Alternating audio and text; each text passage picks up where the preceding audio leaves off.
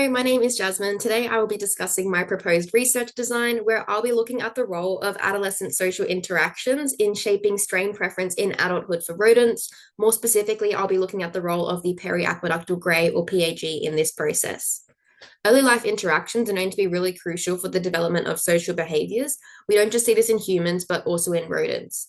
In rodents, a social behavior that we can look at is strain preference, which just refers to the tendency to form stronger social bonds with a particular strain. Adolescence in rodents is defined as being between postnatal days, or P, 21 to 50 by Nelson and colleagues, and it's known to be quite a sensitive period for peer learning strain preferences, specifically for developing these really strong same strain peer preferences. What's really interesting is that early exposure to other strain peers can also influence social preferences in adulthood. Studies have shown that cohabitation with other strain mice can lead to positive shifts in attitudes towards them, even when those preferences aren't inherently there. Previous studies have pointed to the periaqueductal grey as playing a really critical role in the retrieval of strain preferences in adulthood. Specifically, PAG activity increases when mice interact with a preferred strain, and when you inhibit the PAG, then those preferences can diminish. However, what's really important is that we actually don't yet know whether the PAG is also necessary for the initial learning of those strain preferences during adolescence. That brings me to the aim of the current study, which is to investigate whether the PAG is necessary for adolescent strain preference peer learning. Really broadly, the method will include exposing adolescent mice in that P21 to 50 window to either same strain or other strain peers, then using a 3-chamber social interaction test at P56 in adulthood to test strain preference. We know that adolescence is a really sensitive window for developing same strain preferences. Therefore, we hypothesize that those exposed to same strain mice in adolescence will show a greater preference for that same strain in adulthood during preference retrieval.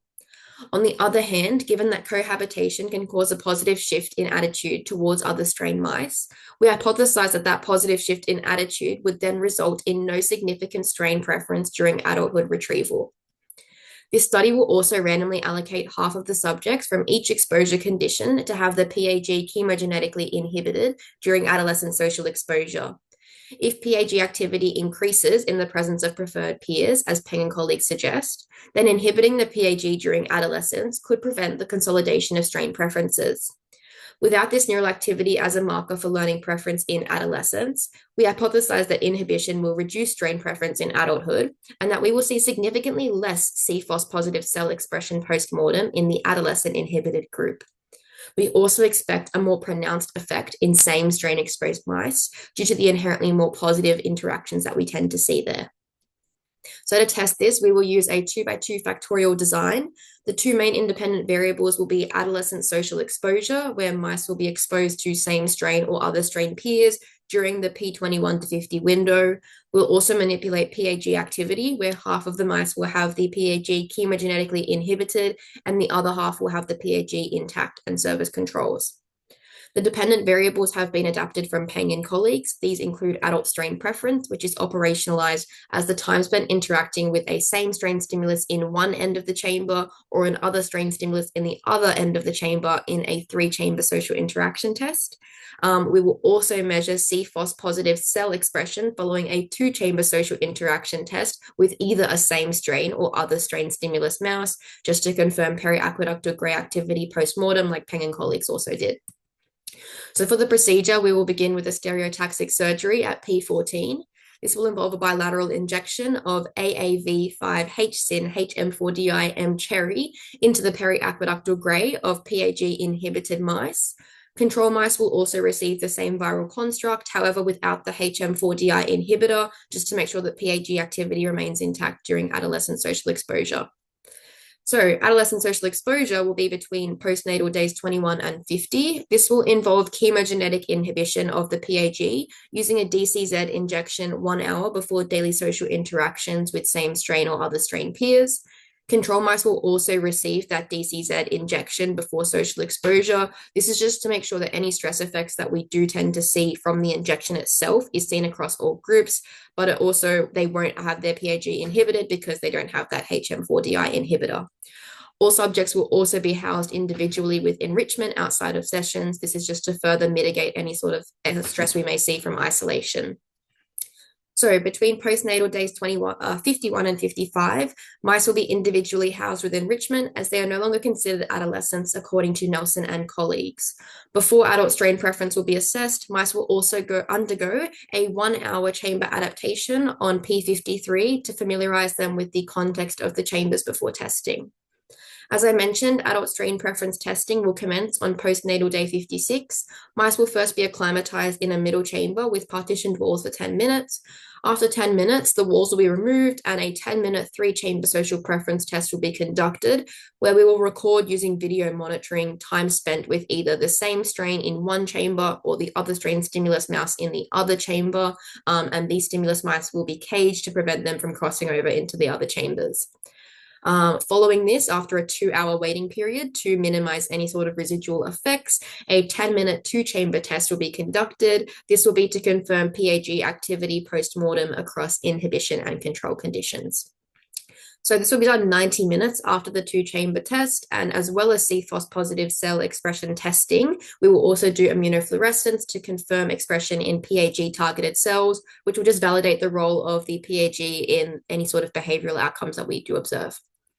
So for the expected results, Figure 1 examines the effect of adolescent exposure type on adult preference for same strain versus other strain stimulus mice.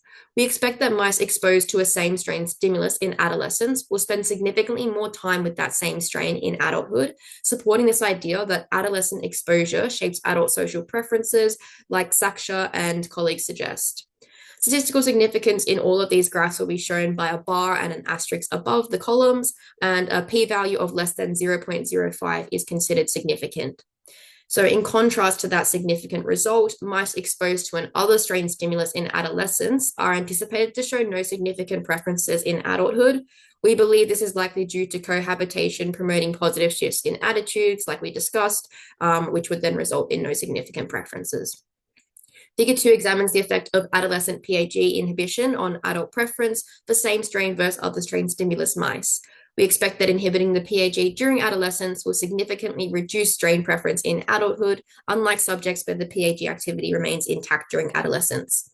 As Peng and colleagues demonstrated, inhibiting PAG activity impairs social preference retrieval, and we believe that without PAG activity as a marker for strain preferences during that learning period, then more balanced time will be spent with both strains during retrieval in adulthood.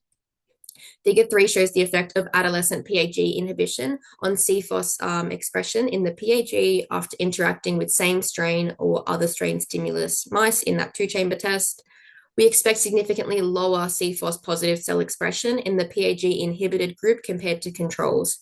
We expect this in line with the finding that there is reduced ability to learn strain preferences in adolescence with the PAG inhibited.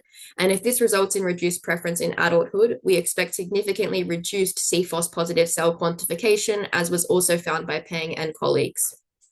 Figure 4 examines the interaction between adolescent exposure type and PAG manipulation on adult social preference for same strain and other strain stimulus mice. Positive difference scores indicate more time spent with the same strain and a negative with other strain. We do expect with PAG inhibition during adolescence that there will be a significant reduction in preference for same strain stimuli by about 73 seconds. On the other hand, other strain stimuli exposure are expected to show minimal change of about 2 seconds, being quite non-significant. So in conclusion, these findings highlight the PAG's mechanistic role in reinforcing in-group biases during adolescence. The absence of strong preferences in mice exposed to other strain stimuli that we saw, despite PAG inhibition, suggests that the PAG primarily reinforces in-group preferences rather than enhancing out-group attitudes. These findings have implications for neurodevelopmental disorders like autism, where altered PAG function may prevent the encoding of normative social biases, contributing to symptoms we may see in autism, for example, such as inhibited in-group preferences. Additionally, the PAG's role in early social biases offers insight into the neural mechanisms of prejudice, which could guide adolescent-focused interventions in the future. So overall, this research really does deepen our understanding of the PAG's impact on social behavior and could provide potential pathways for addressing social biases and neurodevelopmental disorders. Thank you.